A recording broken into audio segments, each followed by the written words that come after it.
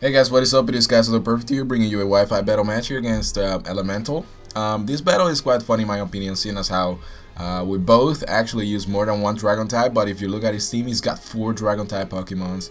Not to mention, Titara is usually a kind of a dragon in a way because it knows Dragon type moves and it has access to Dragon Dance and stuff like that, you know. So actually, I would say that his team is pretty much based around offensive Pokemons. Overall, there is not a single wall on his team. There is just a tank, which is going to be his Goodra, but you know, that's totally fine by me. I'm going to start off the battle here with my Talonflame. He's going to start off with his Haxorus. I'm going to go for the U-turn right off the bat because I think that he is smart enough to not try to set up on the first turn, because that's something you don't do.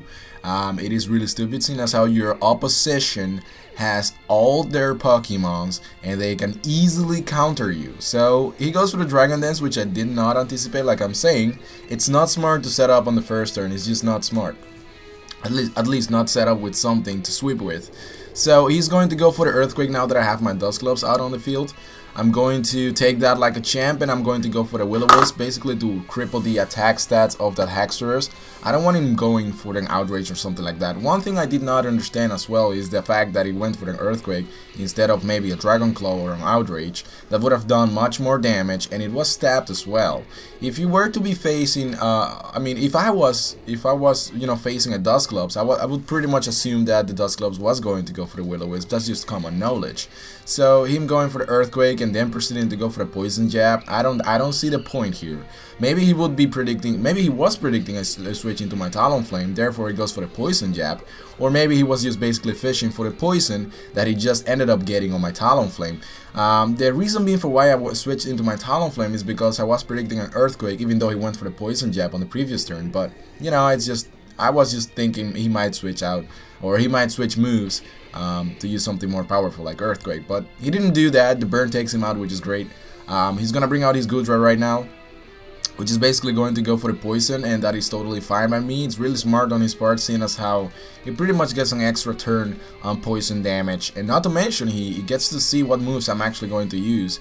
I went for the U-turn, and that didn't really work out. I'm going to go for the Roost right now, pretty much because I was expecting him to go for the Thunderbolt, because every single Goodra has access to Thunderbolt, and they usually do. So I did not see that much amount of like damage. Like, it did way too much. It's just way too much damage, and I did not see that coming. So I'm going to switch out into my Garchomp, pretty much predicting the Protect, or maybe the what is it, the Thunderbolt again. So I'm going to send out my Garchomp. I'm going to go for that Mega Evolution and then set up with Swords Dance, seeing as how his entire team is pretty weak to Dragon type attacks. One thing I did not see coming was him going for the Dragon Pulse. I thought he was pretty much going to scout out with a Protect, so that's why I actually set up with the Swords Dance. Otherwise I would have locked myself into Outrage and pretty much went ahead and tried to kill everything on his team, but that was not the case. You know, I take down his Goodra with a Earthquake. He's going to bring out his Garchomp, which is pretty much going to be Joy Scarf. At the moment I did not know it was Joy Scarf, seeing as how, you know, normal Garchomp has a higher base speed than Mega-Garchomp, and I still don't understand why Game Freak decided to do that. Like, giving Garchomp a Mega Evolution and lowering its base speed, that doesn't make any sense to me. But that's fine. I'm going to send out my Dusclops right now, basically because I can pretty much wall his Garchomp, and I can always go for the Pain Split or the Will-O-Wisp depending on the situation. Now right now he's going to make a switch into his Tyranitar, which is totally fine by me. I thought he would just stay in and try to kill me with Dragon Dance, so I was like, yeah, I'm going to go for the Pain Split, but it really doesn't work out like I thought it would. But I'm not afraid of his Tyranitar either way, so he's gonna set up with the Dragon Dance, and I'm like, this guy, he wants to sweep me so badly. I don't see why he's doing this. And once again, like, setting up on a Dusclops, it's not smart. Like I said before, if you're facing a Dusclops or maybe a Dusknoir, you can pretty much guarantee that they are going to use a Will-O-Wisp or a Pain Split or a Toxic or a Protect, something along those lines. It's just guaranteed they will do that. So I actually get the burn on the Tyranitar, and I thought he would go for the Crunch on this turn. That's why I decided to switch into my Hydreigon to resist it. But instead of going for the Crunch, he goes for another Dragon Dance, and I'm like, well, that's fine as well. You know, I don't think there is a possibility of you killing me, even if you go for the Stone Edge, seeing as how I have perfect IVs on defense, and I don't think that Hydreigon is that frail. But you know, he goes for the Mega Evolution, and at this point I was like, holy cow. It doesn't matter that he's burned right now. A Stone Edge will definitely kill me. I did not think that I would live through this. One thing I did not see coming, by the way, was me doing so little damage to the Tyranitar. I thought it would actually kill, but you know, rock type Pokemons get a special defense boost in the sand, so that pretty much explains it. And he misses his Stone Edge, which is also awesome for me. So the burns actually takes him down, which is great. The same happened with this Haxorus, and things are looking really good. So he's gonna bring out his Garchomp right now, which is going to pretty much deal with my Hydreigon in one shot with a Dragon Claw. Pretty much, you know, that pretty much sucks, but the sand goes away, which is great.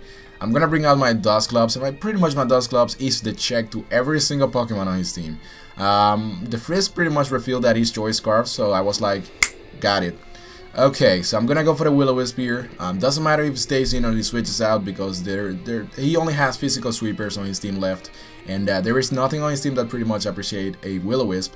And I actually ended up, you know, burning his Crocodile, which is amazing.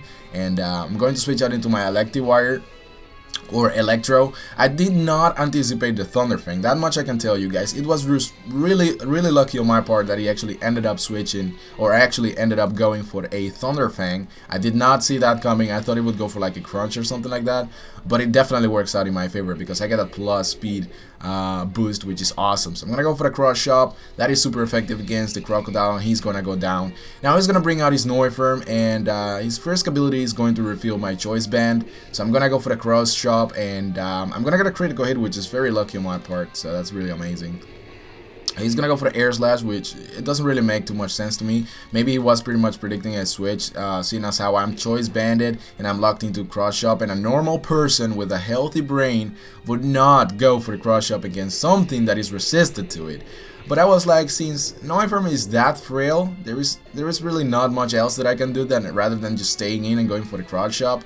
But I do miss my Cross Chop here after surviving a Draco Meteor, which by the way I did not expect. I thought Electivire would just pretty much die to a Draco Meteor coming from a Noifurm, seeing as how it's stabbed and all.